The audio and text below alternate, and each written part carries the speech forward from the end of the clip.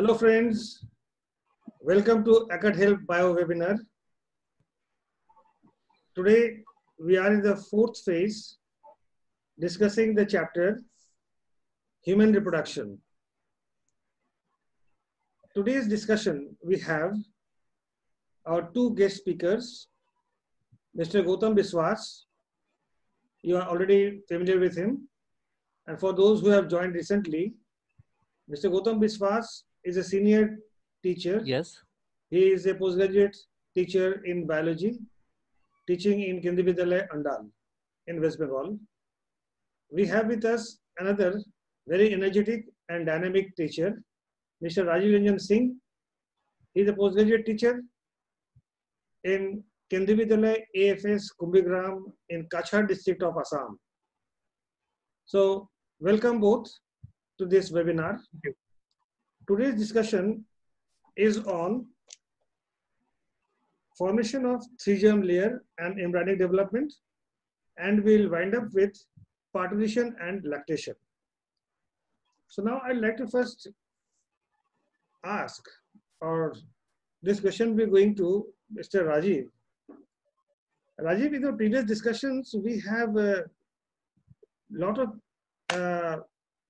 ideas and discussions on different chapters, different areas of reproduction system. I think we ended with blastulation.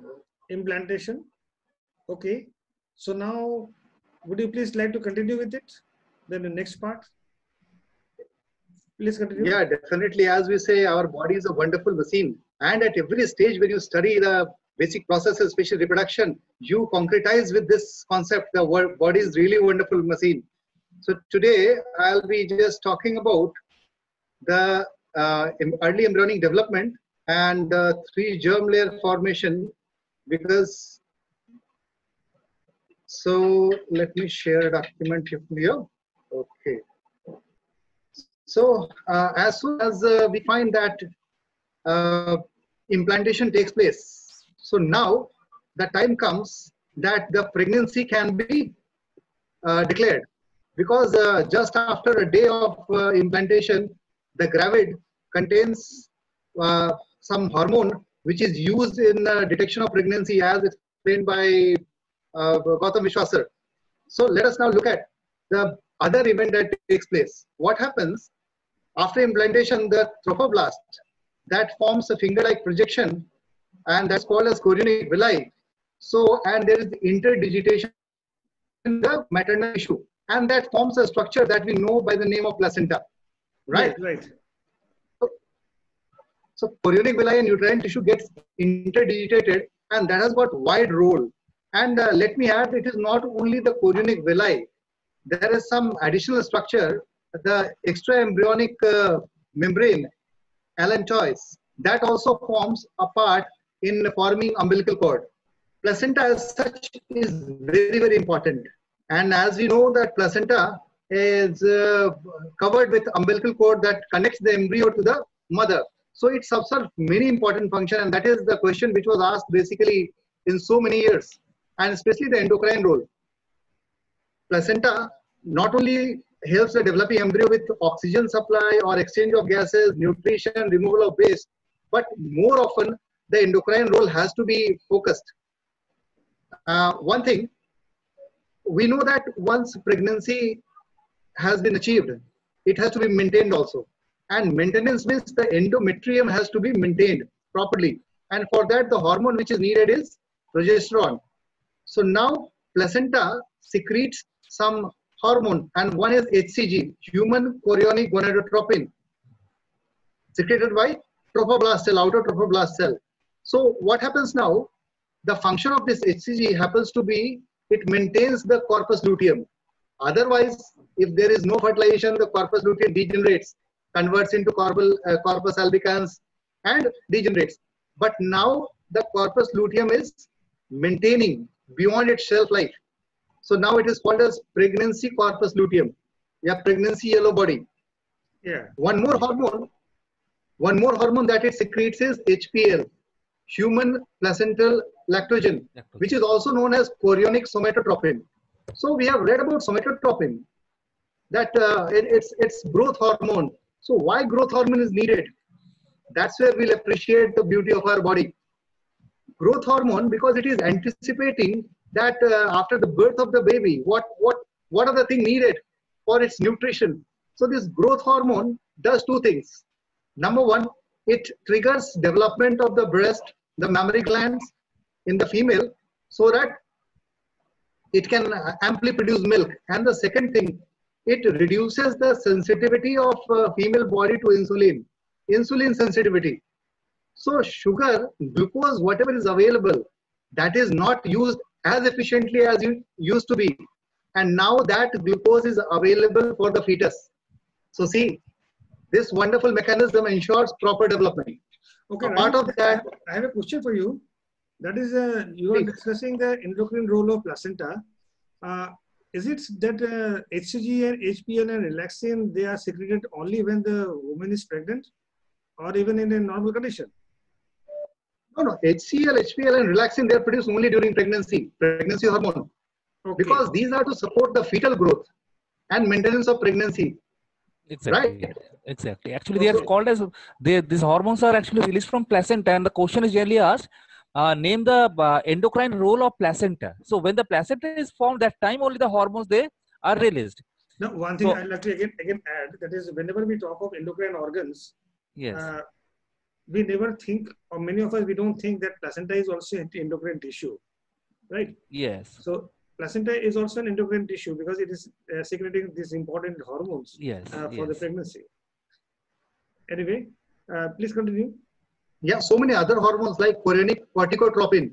Now you see the body needs to contain a lot of fluid, retained fluid. So what happens? Corticotropin that stimulates the adrenal gland to secrete aldosterone, retain sodium, and hence retain fluid. Chorionic thyrotropin, that is additional information which is not there in the book right away, but still we can take it off. That means for the proper maintenance of pregnancy, these hormones are constantly knocking the maternal body system to provide all support for proper development. And apart of that, the relaxin, which is written, it is secreted by ovary, but it is jointly secreted by corpus luteum and placenta. So that's another hormone which will come handy in the lateral stage of pregnancy, especially during parturition. Gautam? Yes. Gautam? Yes, yes. I just want to say, this is HCG. Yes. This hormone HCG. Yes. Does it have, is it a wonderful test for pregnancy?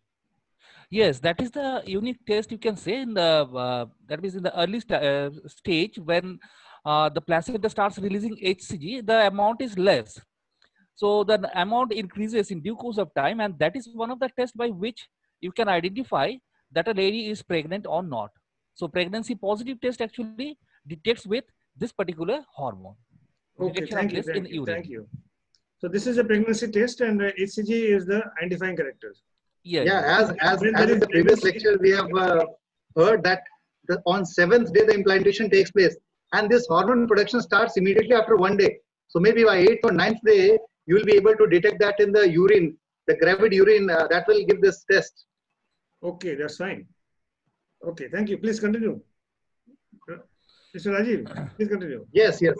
So now we move to what is happening now. Now the embryonic development at this stage is again characterized by movement of cells in small masses that we call as morphogenetic movement, because it is one which is responsible for morphogenesis, formation of form.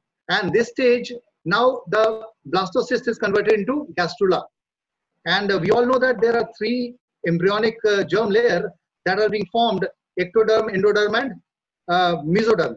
So that means you want to say that we are triploblastic animals. Since we are triploblastic animals, so these 3 germ layers are produced during this phase, right? Yes. Okay. And the derivatives, just for additional information, we can take it that ectoderm, the skin and nervous system are product of ectoderm. Endoderm produces gut and its derivative, though with some exceptions are there. And mesoderm forms muscles and blood organs. And there are germ cells also present, which forms the gametes. So if we have a look at this unique process of 3 germ layer formation, so what are the things that happens? First of all, what happens, the inner cell mass? We have seen the structure of blastocyst.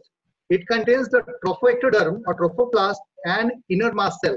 Yes, I Inner think mast cell. we had this discussion also in the last day, and now our students are also aware of this structure. Means True. the structure in which the blastocyst undergoes implantation. So they are now aware of inner cell mass and the embryonal knob. So now it will be easier for them to continue the next concept. Please. So the embryonic knob that converts into a double layered germ disc, where there are 2 types of cell. The outer layer consists of a larger cell, which is called as epiblast, and the inner layer has got a small cuboidal cell called as hypoblast. And up till now, the first embryonic layer to separate, to differentiate is from hypoblast, and that we call as endoderm. This question is generally asked in so many competitive examinations, that name the first germ layer to differentiate in human. Now hypoblast grows, it covers the blastocell and forms the primary yolk sac. And what happens, there are some cells associated, the trophoblast cell at this region, they now start forming another layer that we call as extra embryonic mesoderm, right? And there also we find some splitting which gives rise to extra embryonic coelom. Now epiblast cell, the larger cell on the outer layer, that grows and forms the ectoderm. And one very important event to start taking place, that the epiblast cells start forming up elevation, cellular elevation, which we know by the name of primitive streak. And this primitive streak, what it does, it grows and forms the intra-embryonic mesoderm. I'll show it diagrammatically. Rajiv sir, just a bit interruption. A very good presentation over here. Now, just try to recollect, or even I to say the students to recollect about class 11th chapter classification, where we have seen animal classification and this embryonic layers, diploblastic and triploblastic comes. Isn't it? True. First, the primitive one is the diploblastic, then triploblastic. Now over here, the students are said that the mesoderm is formed later. First endoderm, ectoderm, and then lastly mesoderm. So your picture gives a very clear idea about it, that mesoderm is formed later and triploblastic are more advanced than that of diploblastic. Exactly, Right? exactly. And this will come in this coming picture. You can see here out in this diagram that Yes. This is what the endoderm, the primitive endoderm being formed here out, and the epiblast cells, the differentiation takes place. And one cavity is also formed that we'll talk about in our later slides, the extraembryonic membrane. And you can see here out, this is the what I was discussing about, endoderm and ectoderm, and in between this primitive streak getting formed, which now spreads, gets in between the ectoderm and endoderm and forms the mesoderm. Yes. So this is something that one should remember, how these 3 germ layers are being formed. And we know that these 3 germ layers, already I have mentioned what does it form and what is its importance. So gastrulation is another very, very important process. Now we'll take a small recourse on some more structure, because our concern was protection. How the embryo gets protection? So embryo has got some fetal membranes around it. Up till now I'm talking about embryo and now calling it fetus, because when we call about fetus, we talk about development after 8 weeks or so, right? So there are some layers which are being present there out, and the first is chorion. Chorion is the outermost one. Already we have talked about the placenta. So chorion helps in the formation of placenta, so it makes the fetal part, right? Yes. Okay. The second layer, the innermost which surrounds the embryo, that is called as amnion. And amnion is very, very important because it is the immediate protection cover. It contains a fluid which is called as amniotic fluid, and for the sake of many diagnostic tests and karyotyping and other investigation, amniocentesis is very, very commonly used. Yes. Right? But due to its abuse for determination of sex, it has been banned, and only genetic institution or research institution has got permission to carry it on. We'll have discussion on amniocentesis also in the topic that will come further. Then we have got allantois. So allantois is a small sac which develops from embryonic gut, which is close to the yolk sac. And this helps in formation of placenta also. So it forms the blood vessels, and that's why our placenta we know by the name of chorioallantoic placenta also. This is a question which is very frequently asked. The students have to face this question. So, what is chorioallantoic placenta? And I suppose this you have given the answer to them. So this will be helpful to the students also. Please. And the yolk sac. When we talk about yolk sac, actually, if you remember the egg, basically the birds where the egg is cladoic, what happens there? They need to have yolk because for development they do not have this privilege of having a placenta. But in human, the membrane-lined sac formed from endoderm that does not contain yolk. That contains a clear fluid, right? And this fluid serves the role of formation of blood corpuscle in case of embryo. And later, when organogenesis takes place, the neural cord and all, and then liver is formed. So we have seen the yolk sac, the fourth structure, and that is very, very important in case of humans as well or mammals as well. But you will see, or a student will be very interested to know that this yolk sac plays very important role in birds or egg-laying organism where there is no privilege of having placenta. So for development purpose, now that yolk is being used by the embryo for their further development.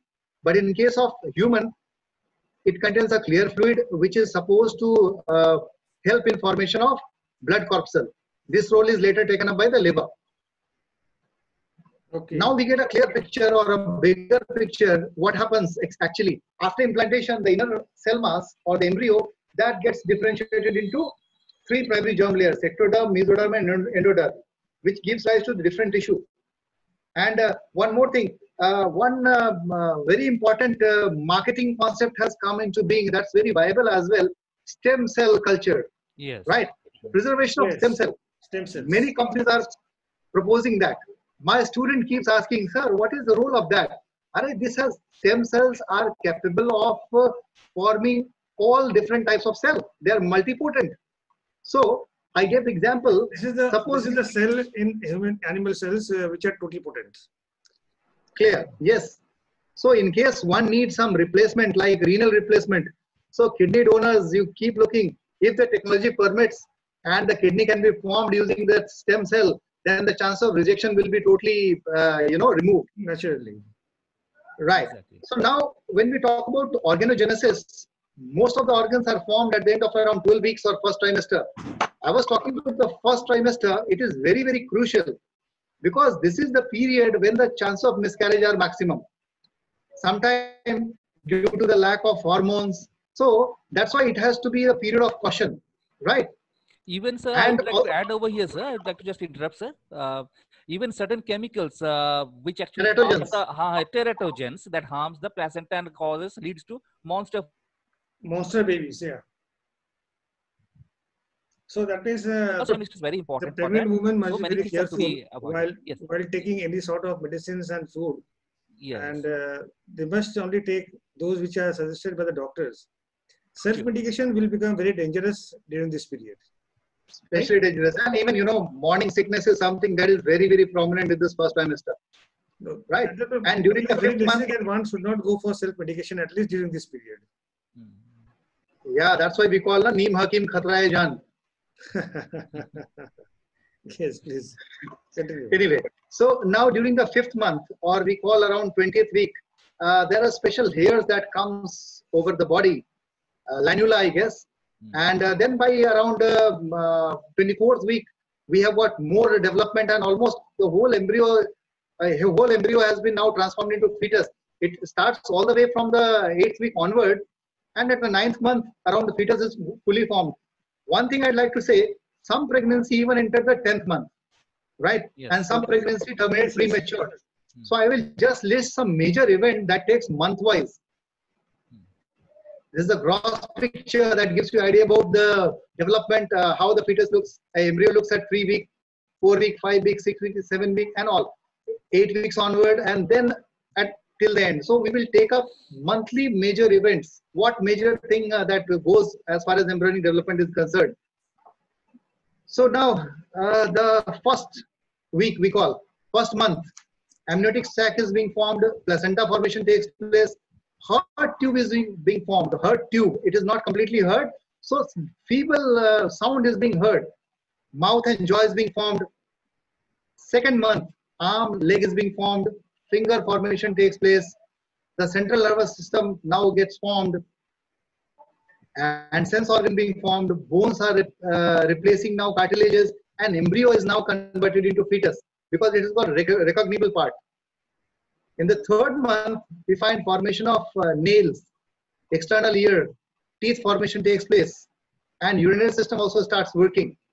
So limbs are properly formed. So this is in the first trimester. So what we can see by the first trimester, the basic outline is totally completed. Now, after the first trimester, the fourth month heartbeat is clearly listened.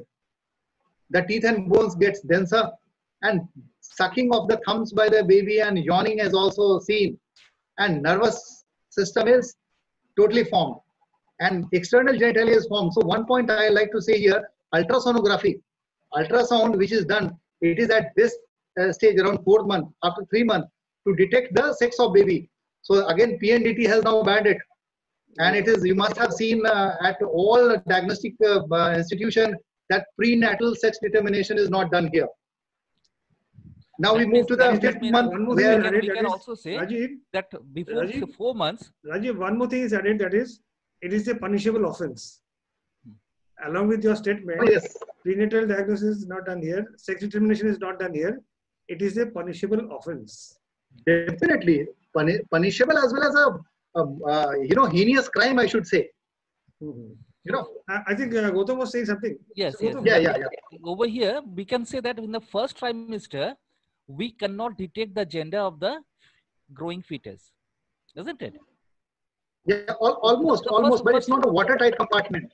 No. It's exactly because again, why I have said this, because this will be required in genetics. Okay, we say that the Y chromosome is there, which actually makes some changes to make a male, but by default all are females. Exactly. So that's the thing. That's what this is going to be noted in the first trimester. Stages all are starting with females. Yes. Okay. So the first trimester wonderfully cited. And from fourth month, we can get the detection of sex organs. So over here, what happens, the Mullerian duct and the Wolffian ducts, they have a lot of roles. One degenerates, one remains. So that we'll see in sex determination in genetics. So one should keep a note that why it is said that on the 4th month it's said. Okay. True. Okay. Wonderful addition. Yes. Continue, please. So now, in the 5th month, the movement of baby is pretty prominent. The muscle development takes place. Here on the baby's head grows, and the fine hair called as lanugo that covers. And one more thing, because environment inside is what? Fluid. So the skin and other organ, other part may not be able to tolerate that for a long period of time. So again, nature has got a solution. There is another coat over the skin, the white coat. When the baby comes out, you find a white coat is present. Vernix caseosa. That coat is very, very important, and that is present over the fetus to protect it from the fluid environment. So this also gives another evidence that life had originated in water, isn't it? Yes. Life originated in water. That's why the child is in the amniotic fluid. Yes. And now the baby starts responding to the sound. The eye opens, even jerking motion. Baby is so hiccup, so jerking motion can be felt. And now the time comes. See, it is 6 months, 2nd trimester end. Now the body is storing energy for itself, reserving body fat, responds to sound, light, and pain. And now amniotic fluid is started diminishing because growth will now take on vigorously. And again, brain development goes on, but lungs is immature by around 8 months. That's why when premature babies are born, they need to be kept in nursery and crammed for a long time. NICUs. And by the 9th month, the lungs are fully formed. The fetus now is ready to come out, and it shows coordinated reflex, response to touch. A lot of things happens. I'll just give you the picturesque idea of all this month. You can have a look how it looks like.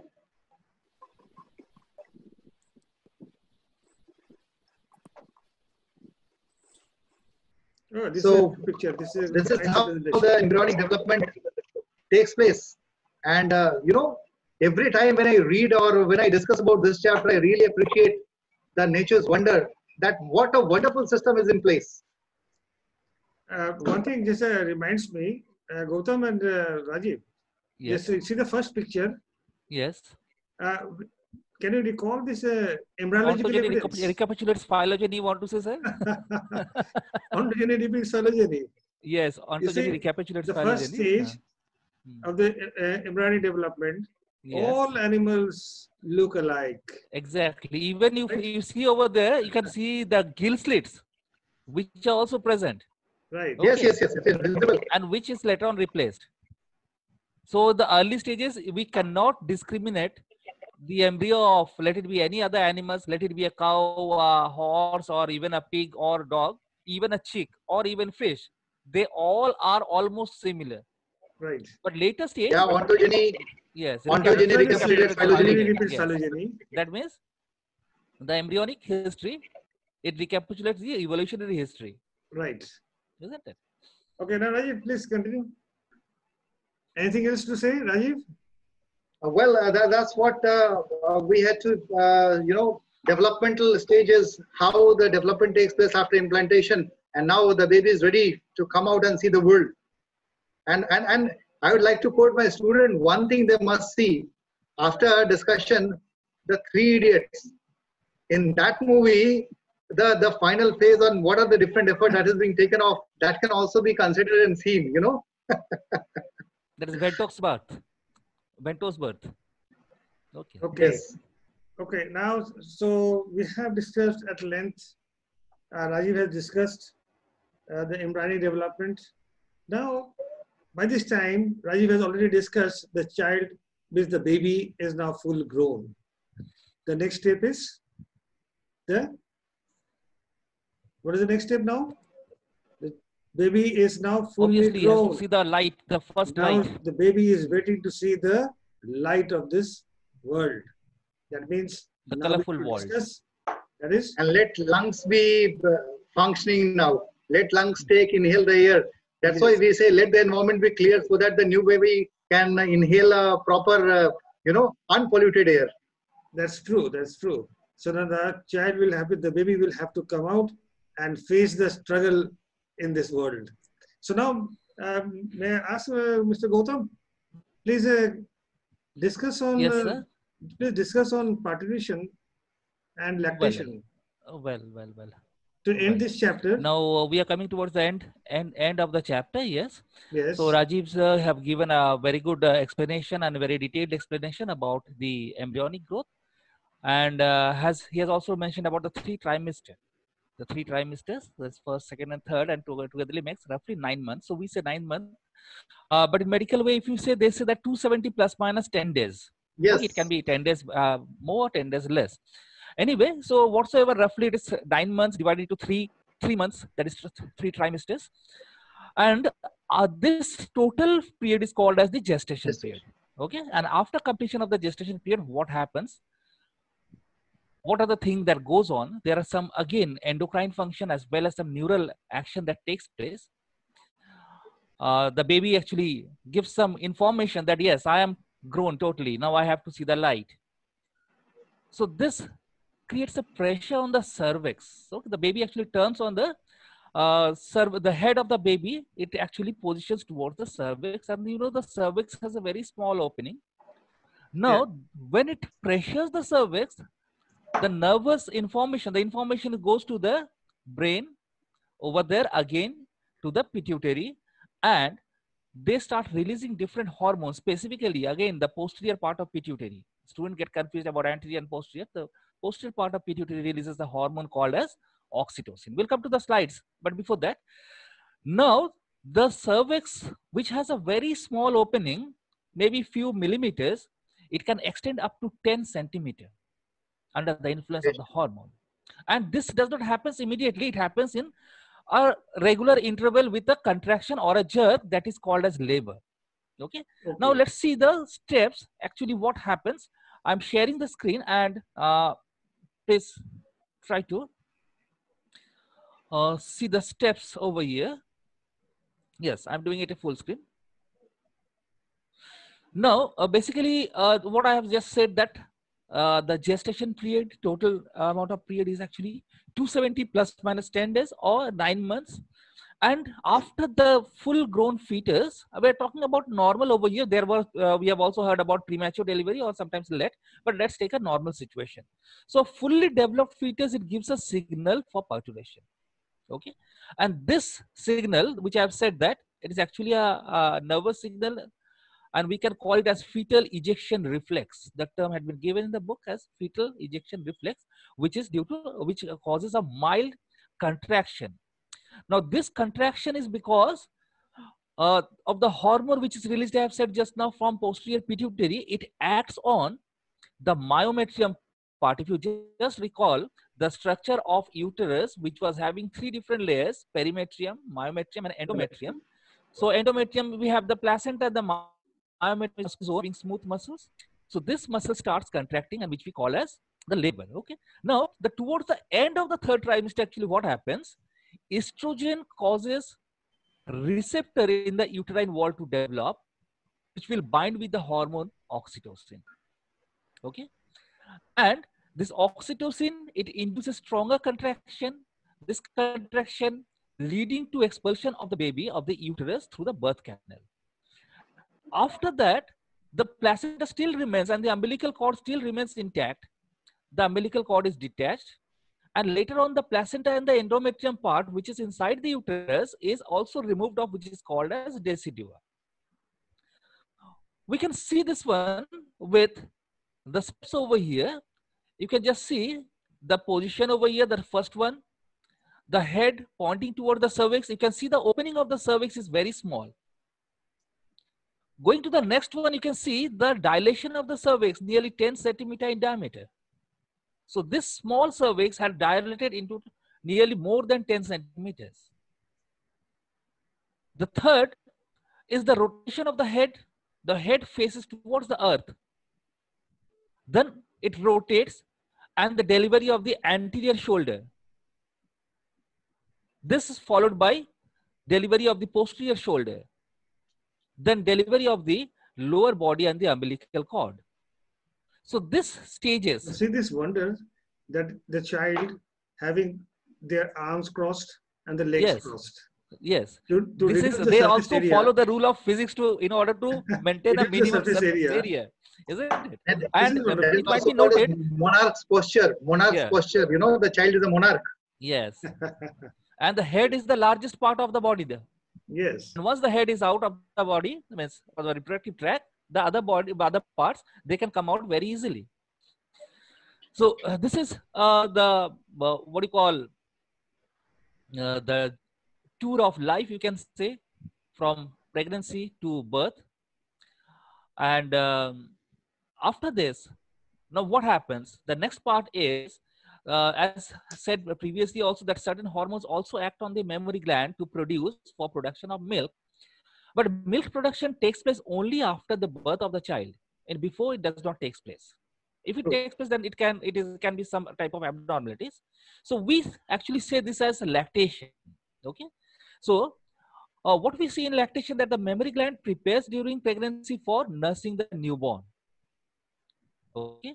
And the milk production at the end of pregnancy is called as lactation. Lactation. Okay. So lactation, and the entire period of lactation is called as lactation period. Now this lactation period actually depends upon how long the baby actually sucks milk, because there is again a reflex mechanism over here. So it can be 9 months, it can be 6 months, it can be more than 1 year also. And one thing is also very important. As long as you keep feeding your baby 6 months, that's a good way of contraception as well. Yes, lactation and amenorrhea. Here actually the prolactin level goes high, and that's why it acts as a natural what you call method of contraception. No, actually, we'll see in another slide. I'll show you that is over here. Prolactin actually remains in the body during the pregnancy, but it is blocked. Yes. It is blocked by human chorionic gonadotropin, or human chorionic gonadotropin also produces progesterone that actually blocks not to act. But as when the delivery occurs, all other chorionic hormones, they reduces. That time no one is there to block prolactin, and prolactin acts. Yes, it becomes active. So see, the role over here, the secretion of milk is stimulated by prolactin, but the ejection of milk is stimulated by oxytocin. Oxytocin. Now, oxytocin. Here the students get confused. Yes. Because one is secretion, which is done Another by is prolactin, ejection. and another is ejection, which is Yes. done by oxytocin. Yes. And Now, if you ask a oxytocin's question, main function is to muscle contraction. then if you ask a question to the students, what is Yes. the function of the role of oxytocin, Yes. then they will miss either of the things. Because oxytocin has two important functions. One is Yes.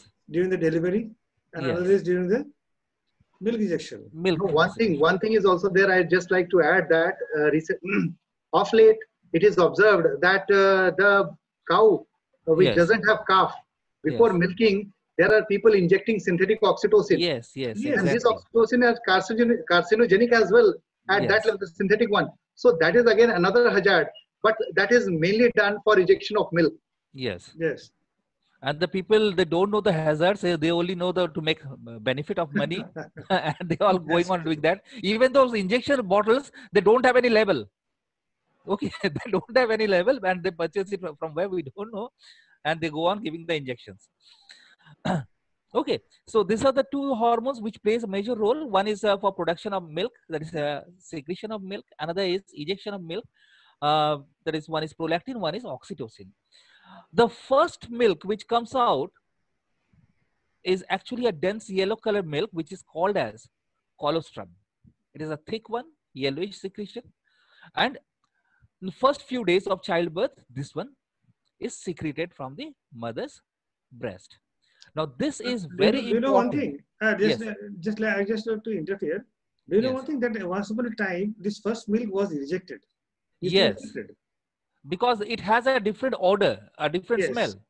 And that's why people thought that this is not good. But this is one of the most important thing that can create resistance or immunity Yes, to the it is. newborn. It will create immunity, develop Yes. immunity. The first line of defense, the innate immunity, that Yes. is. So It produces colostrum is rich, antibodies. yes, rich with antibody IgA. There are again in immunoglobulin, there are 5 different types. Yeah, again in class 12 they will read.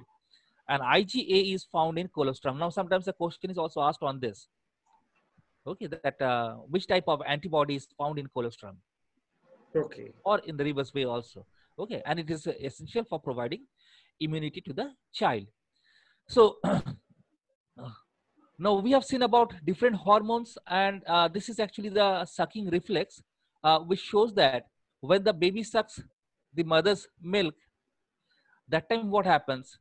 Some information is from the areolar region, where the sensory nerve, it goes to the brain. Okay, and it releases hormone oxytocin, which causes contraction, and this causes ejection of milk. Okay, so this neural response is over here also. A stimulus is also there, that when the milk will be released. But again, if the milk is not taken up by the child, then sometimes automatically ejection of milk can take place. And if it proceeds for more time, then again a feedback mechanism will stop it, that the milk is not needed, so we can stop it, or the baby had been weaned off from taking milk. Now, what I was talking about, part over here, you can see that's the hormonal control of mammary gland. See, prolactin is secreted throughout pregnancy. Yes. But placental progesterone inhibits milk production, and placental lactogen blocks the action of prolactin. Okay, and that is the reason why the milk production yes, starts after the birth of the child. exactly. And placental hormone concentration declines, so the action of prolactin is no longer inhibited. So when the placental hormone declines, then only prolactin, they can act and produce the milk. So this was in brief about lactation and parturition. And okay. Now it goes to you. Now, Gautam, do you have anything more to say about this? I think we have completed most of the areas which has to be discussed. Yes, yes. The thing which we can say over here, sometimes students ask, I'm talking about with this one, say gestation period. Say, sir, when a baby is inside the mother's womb, then it takes all the food or oxygen or exchange of material takes through placenta. What about And that is from mother's body. That is from mother's body. Right. Then why the blood group of child and mother is different? Are not the blood connected? So the thing is, yes, we have to say over there that yes, the process is diffusion. There is separate maternal circulation and separate fetal circulation, but only through diffusion it can take place. Hence, the blood do not mix with one another. Okay. In some of the sessions also in AEP program, we just say that, using addictive substances or dietary, misuse that can harm the fetus, that can harm the child. So it is always advisable to follow a sattvic routine. Yes. Good routine. In this context, I have just to recall that we'll not discuss right now. That is ABO incompatibility, RH factor incompatibility. That is the mother's blood and the fetus blood, their blood groups and their RH factor incompatibility. We'll not discuss right now here, but several things comes when we discuss a topic. Some interrelated topic. Obviously, chapters are interrelated. Even different streams of science are interrelated. Right. So we'll not be discussing that part. We'll have some other days. But so far today's discussion is concerned, I think we have completed all the major parts of the major discussions have been completed. And I hope our students will be benefited with this discussion. And we have taken them to a bit higher level than what they have been studying. And this is also our objective, not only to give them the information which they are supposed to learn, but also one step higher. And with this, I suppose you too have done a wonderful job. I must appreciate and thank you for this. So thank you, Mr. Gautam Biswas, and thank you, Rajiv Ranjan Singh, for being with me today and discussing this most important chapter, the areas of reproductive system. Not only important, it is also a very difficult portion of this discussion. Thank you very much. Thank you, Anand.